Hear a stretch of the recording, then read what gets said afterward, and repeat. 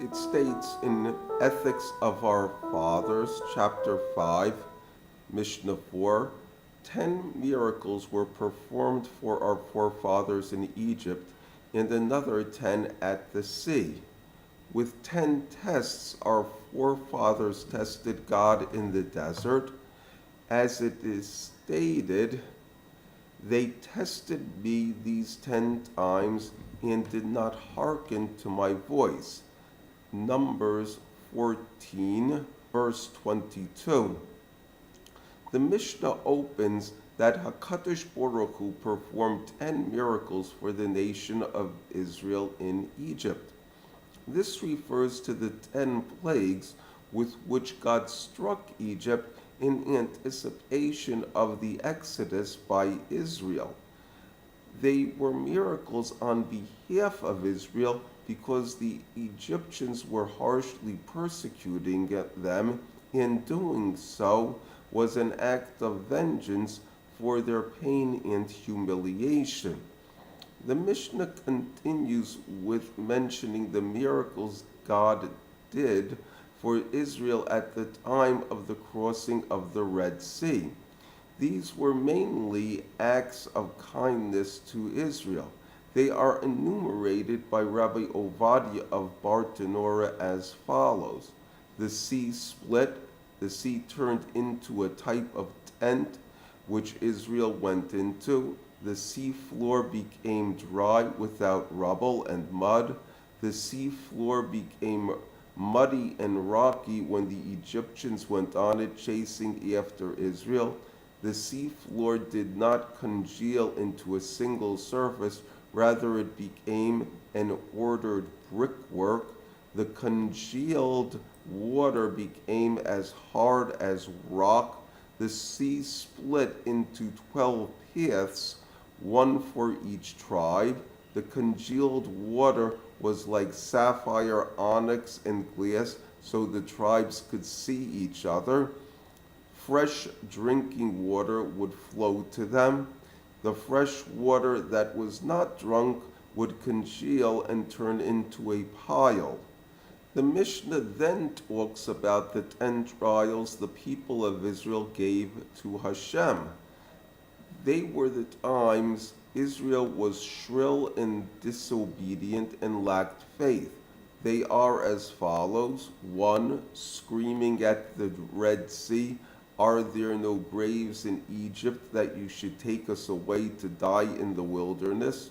2. Griping about the bitter water at Marah. 3. Griping about the lack of water in the desert at Rephidim. 4. Gathering the manna in violation of Shabbos. 5. Disobeying the command not to store the manna. 6. Complaining about the manna by saying that they had loads of good free food in Egypt. 7. Joining in the carping about not having meat.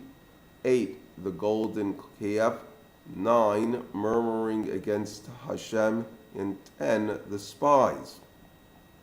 After the sin of the spies, the Holy One, blessed be He, states the essence, specifically that all the people have seen His miracles, which attribute to His greatness, power, benevolence, and love of Israel.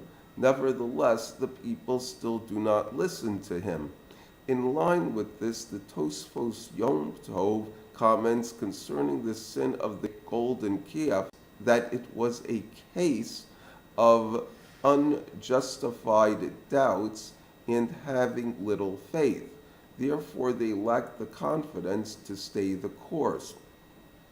The name Elohim is a term meaning power. It is one of the names of God, like other names of God, which have a similar meaning. A person has free will, and this includes choosing his source of power. Many will choose to be self-reliant and say things like, "The power of my hands did all of these wonderful things." Other things people rely on are money and guns. A religious person's source of power is their adherence to things like religious values, texts, and perception of the will of God. The test of a source of power is how well one who relies on it fares in this world. It would seem that a personal sense of happiness is the guide. Money is nice, but a person can buy all sorts of things and still be miserable. A gun will not defend against disease. A person can be humbled by their own lack of abilities. When relying on other people, one must evaluate, are they powerful enough and will they remain loyal? The desert generation had seen the power and benevolence of Hakadosh Baruch Hu. Therefore, they should have believed that obeying his commandments would bring them happiness and allow them to prevail over their adversaries. There would be tests, but in the end, they would teach and strengthen.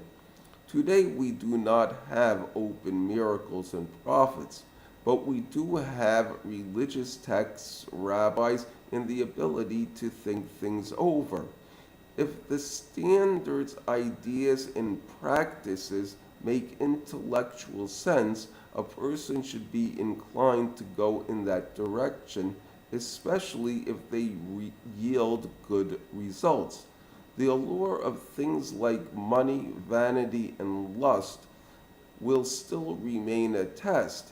Even so, one should have the confidence to stay the course. If all things are considered, Hashem has rained down from heaven so many blessings that it seems like they have no end. Thank you.